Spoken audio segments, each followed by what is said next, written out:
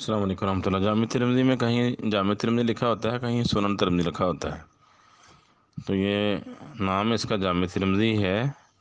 سنن جو ہے وہ باقی کتابیں چونکہ ابو داود، نسائی اور ابن ماجہ سنن ہیں، تو اس لیے ان کے ساتھ چونکہ یہ بھی شامل ہے، تو اس کو سنن اربع کہنے سے کچھ لوگ اس کو سنن بھی لکھ دیتے ہیں۔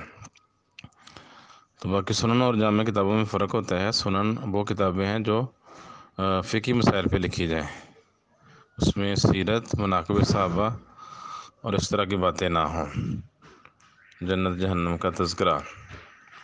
تو جامع کتابیں جو ہیں وہ ہیں فقہی احکام کے ساتھ ساتھ سیرت، مناقب اور اس طرح جو ہے وہ جنت جہنم تفسیر وغیرہ بھی آ جاتی ہے۔